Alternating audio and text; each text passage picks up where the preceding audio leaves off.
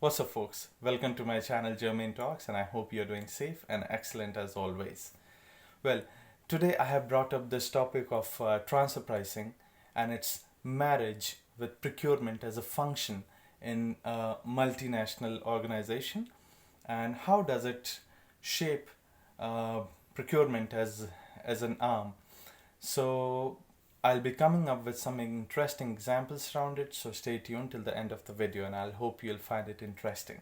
So let's get started.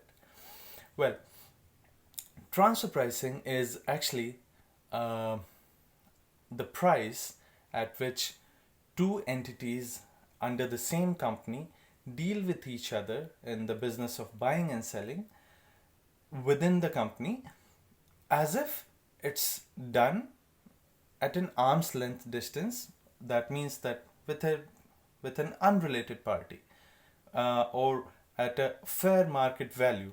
So that is what is the definition part of transfer pricing. Now, the big companies, they just cannot sustain without this. Like uh, a company making cell phones is procuring some stuff from here, some stuff from there. Like a big company, like a car company, procures from different parts of the world, finished and unfinished products. And eventually it's assembled at one place, and then it becomes a full-fledged uh, a product, which is, say, for example, a car. Well, that's how transfer pricing works, and the goods are flowing between the different arms of the enterprise.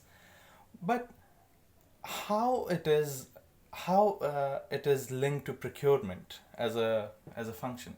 Well, when I said that in an example of a car, there might be like 2000 components, and those 2000 components are to be sourced from different places across the world.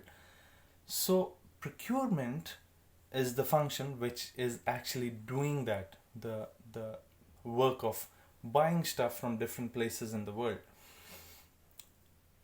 So one way is to just sell it within the enterprise to its subsidiary, affiliate, sister unit, parent company, or whatever, at a particular markup level. uh, Buy it and put a markup. And the second way is at a fair market value price. Well, the companies, most of them, they try and do the commission method, but always get into issues with the taxation authorities. Because transfer pricing and taxation is like wedded together since times immemorial.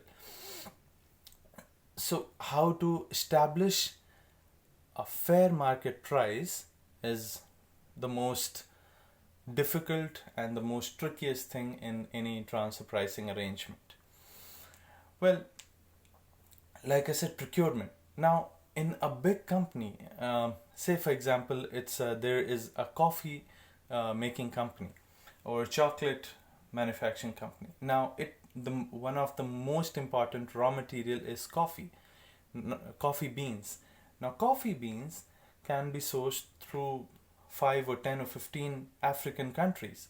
Now, the company can set up buying its offices in all those 10 or 11 African countries, who are sourcing the coffee directly from those countries. Or there is one more way. There is what is also known as POCs, Procurement Operating Companies. So this company is set up at one place which is quite tax friendly, to say, and it places orders from there to local entities in those African nations. So that POC, Procurement Operating Company, can be like in a completely unrelated place, like say Singapore or Ireland, where the taxation is relatively quite low. And after it gets the coffee beans from different African nations, it will sell it at an arm's length price to its chocolate making companies. They can be two or three plants, maybe in Belgium, France, Germany. So it's selling those coffee beans. Now, that is what is the challenge. How to demonstrate, number one, to the taxation authorities that there isn't any mm, price concealment or anything like that, nefarious practice. And the second thing is to demonstrate how much value is being created by either the localized method or by the POC method, which is the procurement operating company method. And and often it's seen that the POCs are the most cost effective ones because they are at the top level, and then they do the centralized buying, and since they are in a tax friendly jurisdiction, so the tax incidence is less.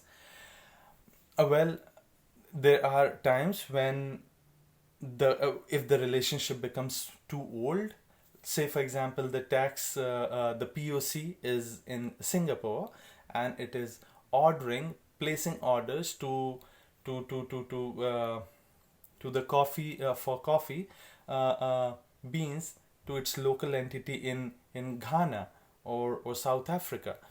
Now it's placing the orders for 5 years, 10 years, 15 years. Now the tax authorities will say that this company in Ghana or South Africa, it is just a bubble entity, and the one entity which is actually placing the order is in Singapore. So for tax purposes, it will become as a PE, permanent entity, even though it is not in that country, in that jurisdiction. So even though the country is in Singapore, it will be the Ghana tax authorities or South African tax authorities will say that it will be considered as if you are here. So in those situations, there can be some serious tax disputes. So at the end of day, it should the counterbalancing factor would be that, number one, what is the value this transaction is making on the individual entities in those countries. So is it just a bubble shop, or it's also like, how should I say, it's providing focus to the people or the goods, and how is the profit allocated. Now it should not be the case that it's the coffee beans are sold, or the unfinished products are sold for like cents, for like few cents, but eventually they are sold for like $1,000. So there is the problem, that you will always have a run-in with the tax authorities. So it has to be thoroughly demonstrated that all the entities which are involved in procuring this small commodities, all of them are enriching equally. It should not be like the wealth is like, it's a balloon sort of a thing, that one place is being enriched and one place remains just as a purchasing tax avoidance bubble office or something like that. Well, OECD has come up with the base erosion and profit strategy, profit plan, also known as BPS plan, in which it clearly lays emphasis on the fact that documentation has to be the key. How you are, like for example, like couple of years ago in Asian country, there was a consignment which was seen by the custom officials and tax officials. They found that they had tons and tons of toys, superheroes with their head missing, and eventually they would be sold for like $200 or $400, and they were being exported from the port for like $2 or $4 or $1. So this was like a major tax avoidance kind of a nefarious activity. But in case uh, the tax avoidance matters are taken care of in terms of the compliance to the tax, then procurement as a function has a huge role to play in the value creation, in the savings, and go to market kind of strategy in the local markets, and eventually creating a uniform value creation across whole of the enterprise. Well, those are my 2 cents on this topic of transfer pricing and its relationship with procurement, and I hope you liked it. In case if you feel connected with my video, please like, share and comment, and I'll see you soon in another video. Thank you very much.